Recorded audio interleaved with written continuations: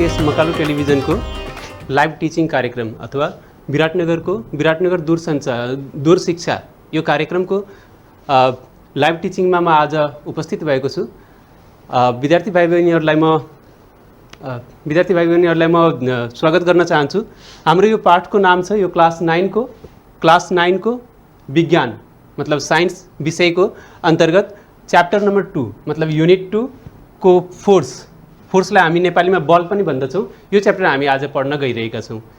यो पाठमा हामीले फोर्सको एउटा नयाँ डेफिनेसन देख्छौँ। फोर्सको डेफिनेसन यहाँ लेखिएको छ, बोर्डमा तपाईहरु देख्दै हुनुहुन्छ। तपाईहरु पहिला क्लास 8, क्लास 7 र क्लास 6 मा पनि सायद फोर्स पढेरै आउनु भएको छ। हो, क्लास 8 मा पनि डेफिनेसन थियो र क्लास 7 मा पनि थियो, तर definition was almost similar. What was the definition? The definition was pull or push is called force. Pull or push is called force. So if pull and push is called force, is that definition enough? के त्यो काफी छ? यति मात्रै बुझेर कि हामी आफ्नो daily life एक्टिभिटिजलाई हामी हामीले मजाले बुझ्न सक्छौँ त? हरेक एक्सपेरिमेन्टमा कि हामी सक्सेस हुन्छौँ त? अब यसलाई हामीले अलिकति परिमार्जित गरेर हेर्नुपर्ने हुन्छ। We have to elaborate the definition of force. फोर्सको डेफिनेसनलाई इलाबोरेट गर्ने कारण के छ भन्ने कुरो म एकछिनपछि बताउँछु तपाईहरुलाई। तर अहिले फोर्सको डेफिनेसन के छ भन्ने कुरो हामी बुझौँ। हेर्नुस्, what is written on the board? Force is an external agent which when applied. Force के रहेछ त? External agent. यो हेर्नु होला, force is an external agent which when applied on an object changes or tries to change. यसले के गर्छ? Change गर्छ पोजिसनलाई अथवा स्टेटलाई। केलाई चेन्ज गर्दो रहेछ त? स्टेटलाई चेन्ज गर्दो रहेछ। हेर्नुस् है विद्यार्थी भाइ बहिनीहरू, अलिकति ध्यान दिएर हेर्नुभयो भने यो डेफिनेसन भनेको यति महत्त्वपूर्ण डेफिनेसन छ। यो पाठको सुरुवातदेखि लिएर अन्त्यसम्म जति कुरो हामीले पढ्छौँ त्यसको बारेमा केही सारयुक्त कुराहरू यहाँनिर राखिएको छ। यसलाई बुझ्नको लागि हामीले ब्रेक गरेर 4-5 भागमा हामी ब्रेक गरेर हामी यसलाई बुझ्न सक्छौँ, जसले गर्दा हामीलाई अगाडिको टपिकहरू बुझ्नलाई धेरै सजिलो हुन्छ। अगाडि टपिकहरू के छ हामी फेरि आउँछौँ। पहिला सुरु मैले के भने? External agent. फोर्स के रहेछ? External agent which when applied on an object changes or tries to change the state of rest or of uniform motion of an object moving in a straight line. हुन त फोर्सले धेरै काम गर्छ, तर हामी यसलाई मात्र लिइरहेका छौँ किनभने यो च्याप्टरमा हामी टोटली फोकस गर्छौँ मोसनमा। स्टेसनरी अब्जेक्टमा हामी धेरै फोकस गरेर धेरै डिटेलमा जाँदैनौँ। त्यसकारणले मैले यो डेफिनेसन लेखेको छु यहाँनिर कि के छ त? स्टेटलाई चेन्ज गर्छ यसले। र स्टेट दुईवटा छन्, एउटा छ रेस्ट र अर्को स्टेट के रहेछ त? Uniform motion. यो मोसन मात्र लेखिएको छैन, युनिफर्म मोसन। अब यसैबाट हेर्नुभयो भने what is force? So you can see here. हेर्नुस्, म एउटा यहाँनिर मानिलिनु एउटा टेबल छ,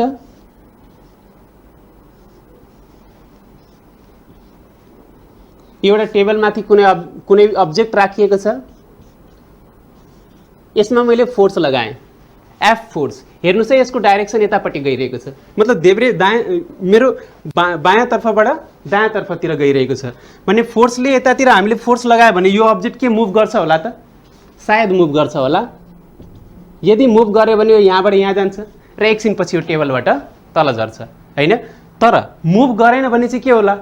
मुभ गरेन भने त्यो जहाँको त्यहीँ हुन्छ।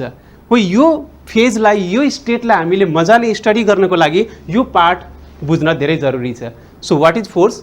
Force is an external agent which when applied on an object at rest, the object at rest comes into motion or it tries, the force tries to bring that object into motion.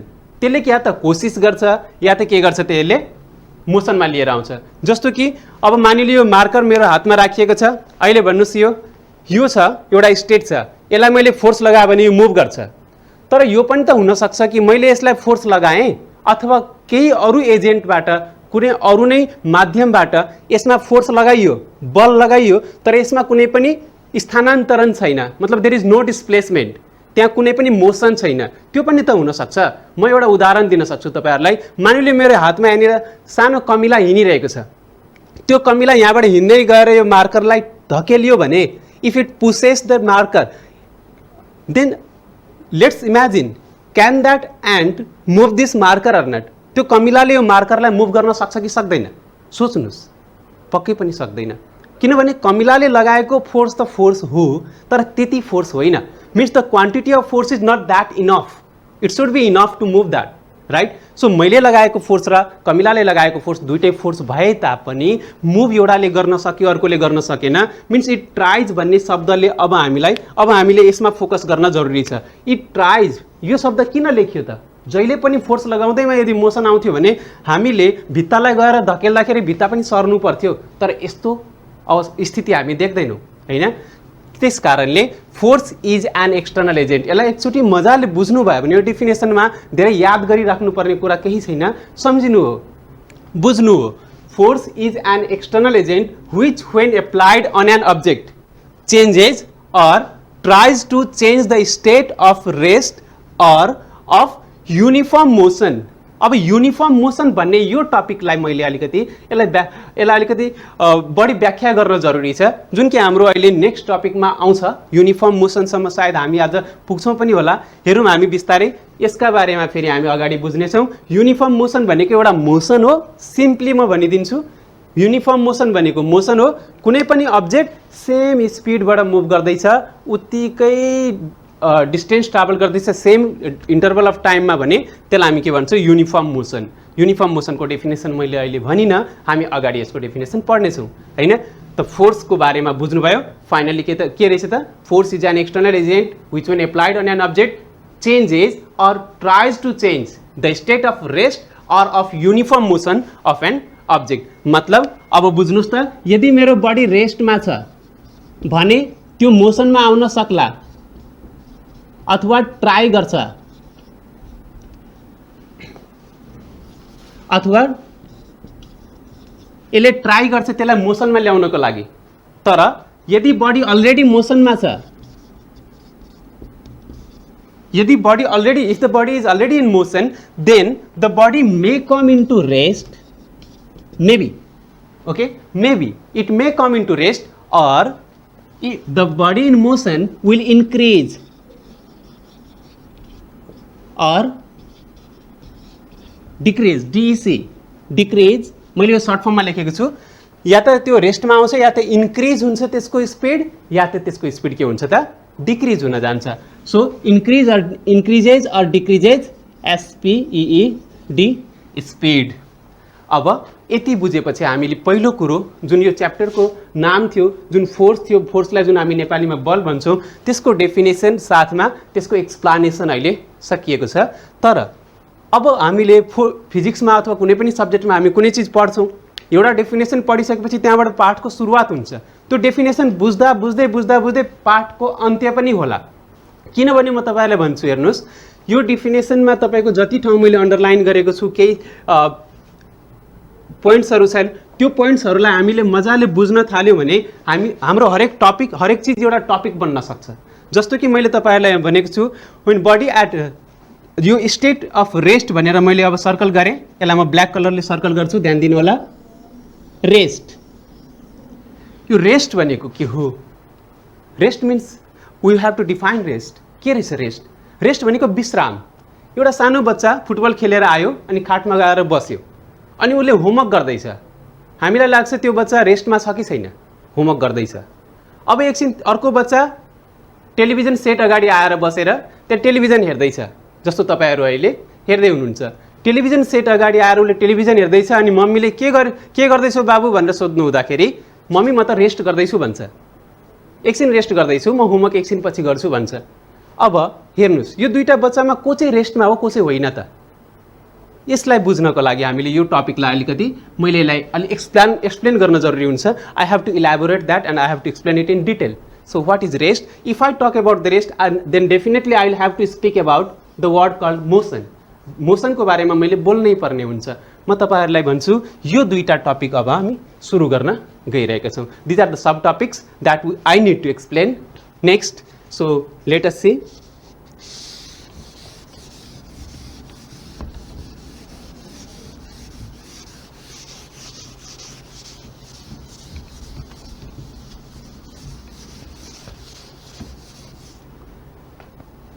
अब म rest लेख्छु, हेर्नुहोस् रेस्टको डेफिनेसन। What is rest यो बुझौँ। What is rest? It is the state of a body, कुनै पनि बडीको स्थितिलाई जनाउँछ। जस्तै यो बोर्ड देख्दै हुनुहुन्छ, यो बोर्ड अहिले रेस्टमा छ। यो सानो बच्चाले पनि भन्न सक्छ it is not moving, it is at rest. मतलब this object is at rest, the marker which is kept on my hand this is at rest. Okay, ध्यान दिनु होला, यो जुन हातमा राखिएको मार्कर छ नि यो अहिले रेस्टमा छ। अब हेर्नुहोस् त, अब यो मार्कर के रेस्टमा छ? छैन नि, छैन नि। किन यो रेस्टमा छैन? के फरक छ? अघि के थियो हेर्नुहोस् है, र अब के छ? मतलब यो जुन स्थिति छ, यो स्थितिमा यो मेरो मबाट जति टाढा थियो 1 सेकेन्ड अगाडि र अहिले त्यति नै छ। ध्यान दिनु होला, बाँकी कुरा नबुझ्दा नि हुन्छ रेस्टको बारेमा, तर अहिले जुन म एक्सप्लेन गर्न गइरहेको छु यो चिज ध्यान दिनुभयो भने रेस्ट बुझ्नलाई कुनै समस्या आउँदैन। किनभने यो मार्कर जति टाढा थियो मबाट, त्यो भित्ताबाट, यो बोर्डबाट र छेउछाउको सराउन्डिङबाट त्यति नै टाढा छ, र यसको पोजिसन जहाँ थियो त्यहीँ छ। मतलब it is not changing its position. Note, please note it, the object which is in my hand does not change its position. यसले आफ्नो पोजिसनलाई चेन्ज गरिरहेको छैन, मतलब यो रेस्टमा छ। अब यसको डेफिनेसनमा जाउँ। What is rest? The state of a body in which the body does not change its position with respect to the surrounding।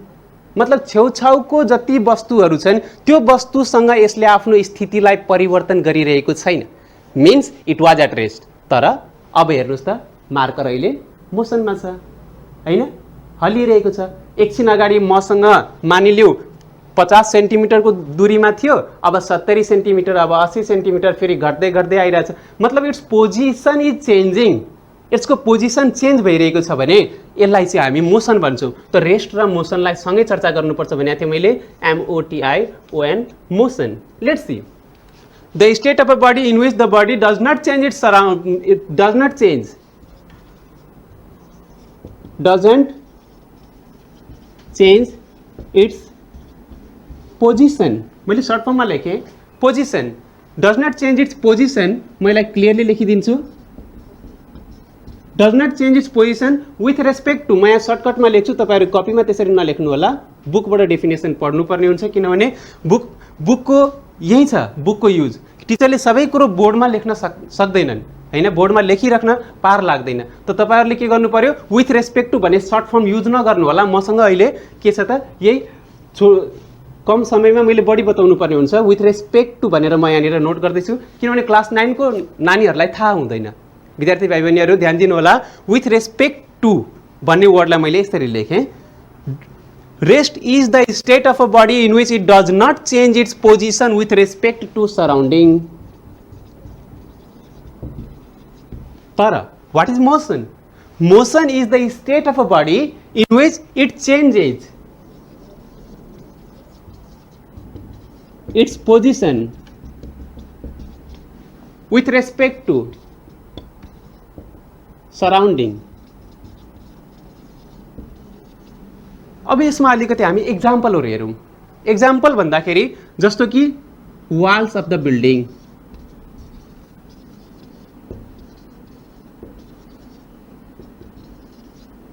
Waals of the building. मैले यहाँनिर एउटा बुलेट पोइन्ट दिएँ, हेर्नुहोस्, वाल अफ द बिल्डिङ के रहेछ त, रेस्टमा रहेछ। यसलाई म बक्समा इन्क्लुड गरिदिन्छु ताकि तपाईँहरूलाई क्लियर होस् मैले अहिले के लेखेँ भनेर।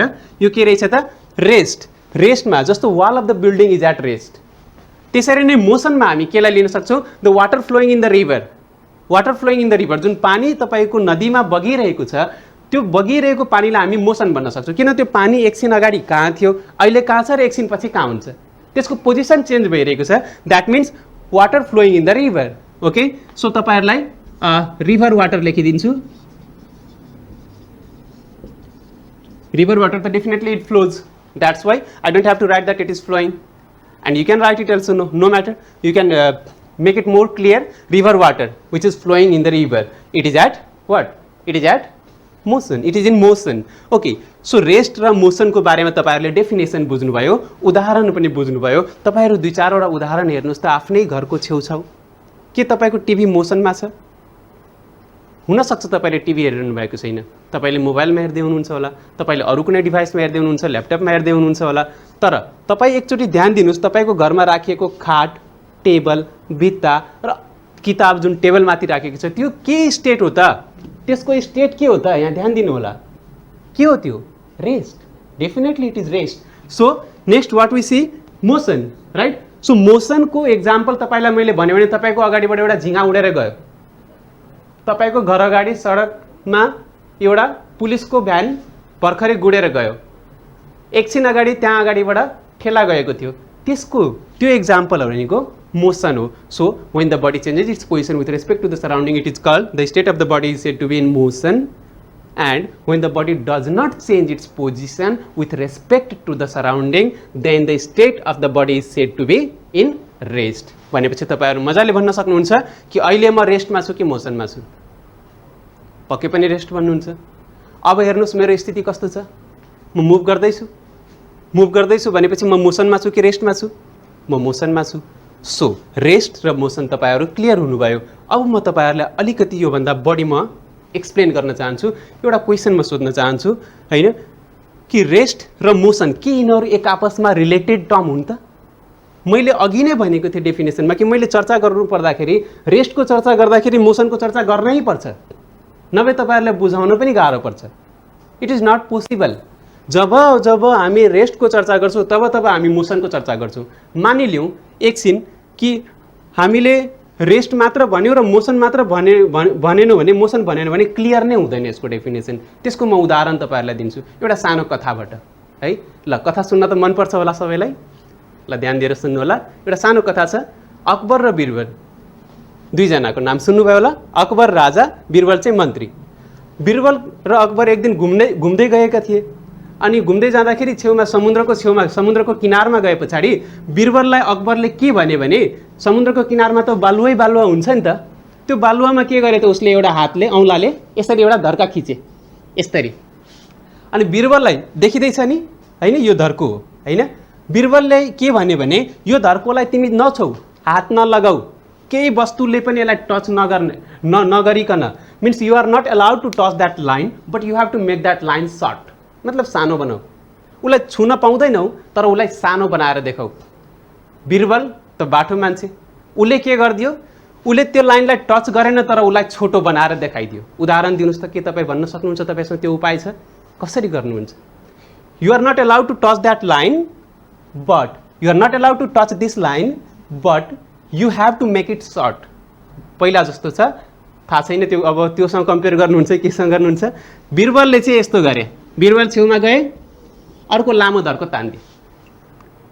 बीरबलले उसलाई छोएन पनि तर उसलाई सानो बनाइदियो। अब कोही पनि मान्छेलाई आएर हामीले सोध्यौँ भने के छ यो लाइन चाहिँ के हो, लङ हो कि सर्ट हो भनेर भन्यो भने पक्कै पनि सानो बच्चाले पनि this is the shorter one, this is the लङ्गर one भन्छ। मतलब यो जुन लाइन छ बीरबलले बनाएको लाइन लामो छ त्यस कारणले यो छोटो हो नि, नभए त मैले यो मार्कर लामो छ कि छोटो छ हैन, यो भारी छ कि हल्का छ भन्यो भने त उत्तर आउँदैन यसको हैन। त आज हामी के गरिरहेछौँ, हामी आज इन्ट्रोडक्सन मात्र यो च्याप्टरको लिइरहेको छौँ। हेर्नु कति इन्ट्रेस्टिङ च्याप्टर छ हैन। भनेपछि त्यसरी नै यदि हामीले रेस्टलाई डिफाइन गर्नलाई मोसनको प्रयोग गरेनछौँ भनेदेखि यो सम्भव हुँदैन। मतलब कसरी यो छोटो भयो, because they are relative terms, योसँगको कम्पेरिजनमा रिलेटिभ। अब म तपाईलाई अर्को प्रश्न सोध्छु विद्यार्थी भाइ बहिनीहरू, एउटा प्रश्न छ तपाईहरुलाई, के छ भने यसलाई you have to make it long without touching, के गर्नुहुन्छ? डेफिनेटली एउटा सानो लाइन यहाँ तान्दिनुहुन्छ भनेदेखि तपाईले के देख्नुभयो, पहिलाको लाइन अब के भयो, अलि लामो भएछ। So these are relative terms हैन। लामो या छोटो भनेर यतिकै निर्णय गर्न सकिँदैन, we have to compare. Similarly कुनै अब्जेक्ट रेस्टमा छ कि मोसनमा छ त्यसलाई कहाँबाट पत्ता लगाउँछौँ हामी, तपाईँलाई म यहाँ इन्डिकेट गरेर देखाउँछु। सराउन्डिङसँग कम्पेयर गर्छौँ र सराउन्डिङ केमा छ त्योसँगको कम्पेरिजन। मेरो वाल रेस्टमा छ किन मेरो भित्ताको रेस्पेक्ट, मेरो वाल रेस्टमा छ किनभने मेरो भुइँको रेस्पेक्टमा त्यो मुभ गरिरहेको छैन भने म त्यसलाई रेस्टमा भन्छु। मेरो रुख के छ, मेरो घरको अगाडि एउटा रुख छ त्यो रेस्टमा छ, because it is not changing its position. यो कुरो तपाईँहरूले बुझ्नुभयो। अब तपाईँहरूलाई म एउटा होमवर्क पनि दिन चाहन्छु। होमवर्क के छ भन्दाखेरि रेस्टको तपाईँहरूले आफ्नो घर वरिपरि केही उदाहरणहरू हेर्नुहोस् हैन, अनि रेस्टको 4-5 वटा एक्जाम्पल लेख्नु होला। तर यो रेस्टको एक्जाम्पललाई अलिकति म wall of the buildings with respect to ground is in rest. अनि त्यसरी नै river water with respect to WRT with respect to ground, this is in motion. यो कुरो बुझ्नुभयो? with respect to भन्ने शब्द हाल्न कति जरुरी रहेछ बुझ्नुभयो नि, किनभने कम्पेयरै गरिएन भने त रेस्ट र मोसन कसरी थाहा हुन्छ हामीलाई, हैन? भनेपछि हामीले बुझ्यौँ कि रेस्ट भनेको, रेस्टको 5 वटा तपाईहरुलाई उदाहरण मैले लेख्न भने होमवर्कको लागि, अनि मोसनको 5 वटा उदाहरण लेख्नु होला, and how are they interconnected to each other, हैन? त्यो कुरो भनिरहेको छ. So we have to show the relationship between. So one question, I am giving you one question, students, please write it. लेख्नुस् त,